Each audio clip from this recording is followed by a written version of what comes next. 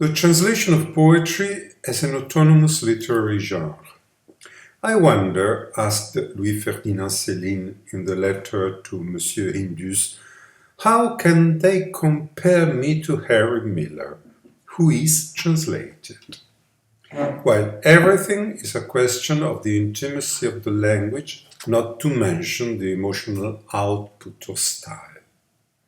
Style, for Céline, was therefore untranslatable, just as poetry was untranslatable for Benedetto Croce.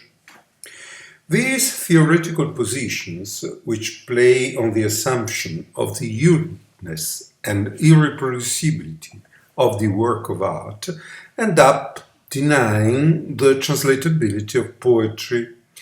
Such conceptions are the expression of an idealism that is particularly outdated nowadays, against which Italian aesthetics of a neo-phenomenological bent have fought for 4 decades at least.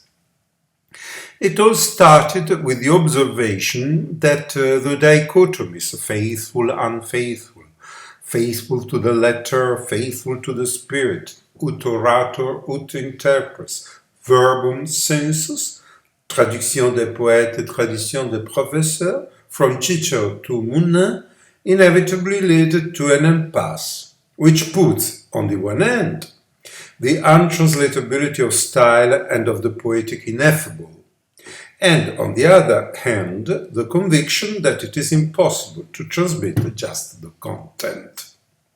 Naturally, the fact that it is possible to transmit just the content is pure abstraction.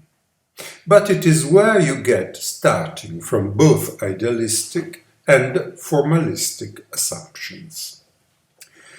I don't think that the dichotomous position of impasse changes by analyzing the academic argument between Méchanique and l'Admiral, alias between Sourcier and Cibliste, or between a naturalizing target-oriented tendency which would push the text toward the foreign reader, naturalizing it, and an alienating source-oriented tendency that would drag the foreign reader toward the text. According to this kind of thought, the clash between schools of translation would resemble to the one that exists in the world of art restoration, to show it as much as possible or hide it as much as possible.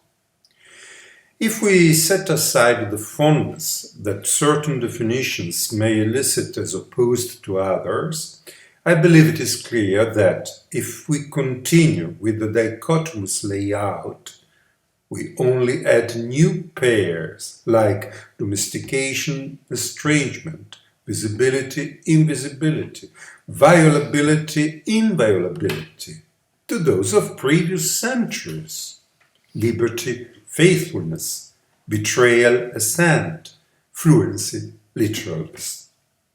This is what happens also with the translator's invisibility of Lawrence Venuti, despite the fact that his constant reference to Schleiermacher and the hermeneutic school inspired by him is certainly of a very high level.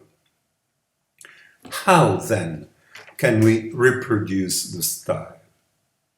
The heart of the matter, in my opinion, is in the verb used to ask the question, reproduce.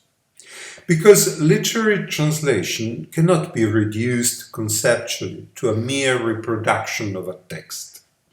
It should rather be considered as a process, which sees not an original and a copy, move through time, and possibly bloom and flourish again, but two texts equally endowed with artistic dignity.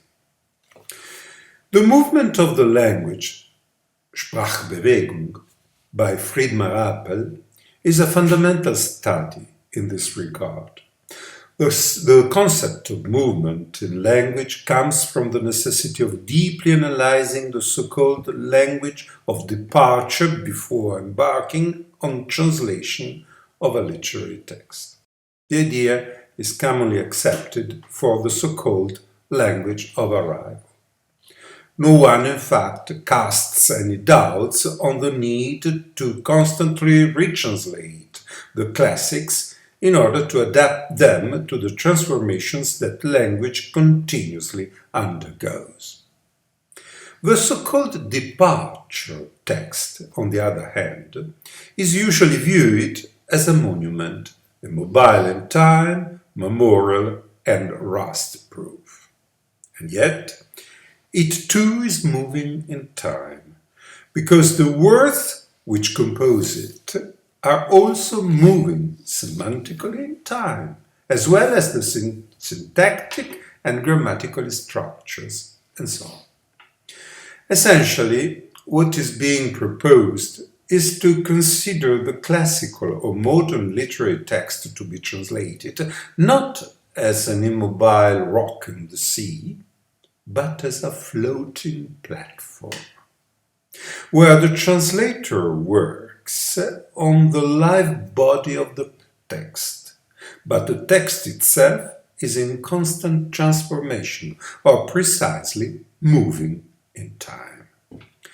In this view, the aesthetic dignity of the translation appears as the fruit of a meeting between equals, the author and the translator, fated to cause the traditional dichotomous pairs to fall away, since it is aimed at removing all stiffness from the act of translation, by giving its product an intrinsic autonomous dignity as text.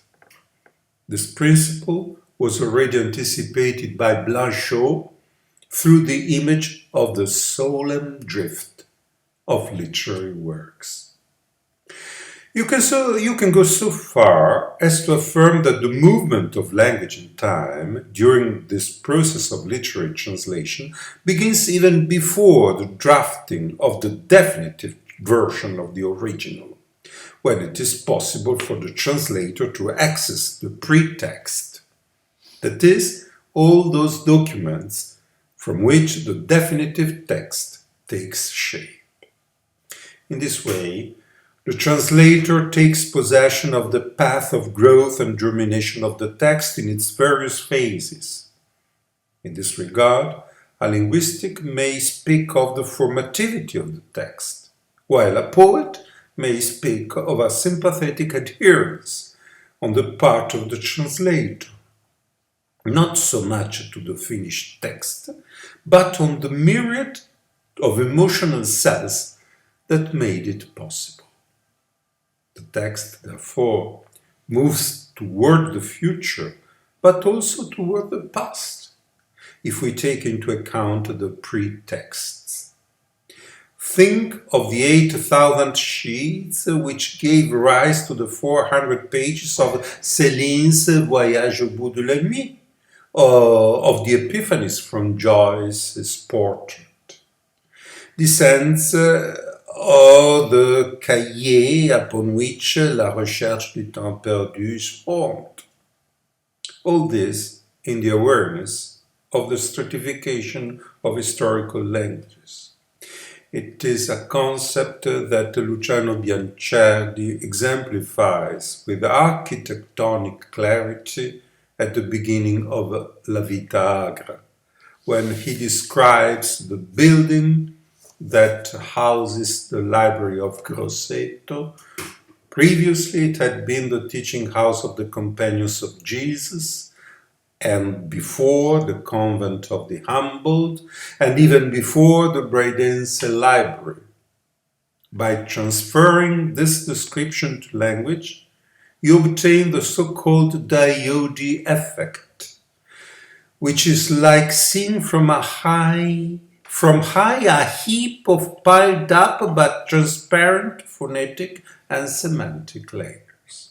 This is why I consider the translation of poetry as an autonomous literary genre.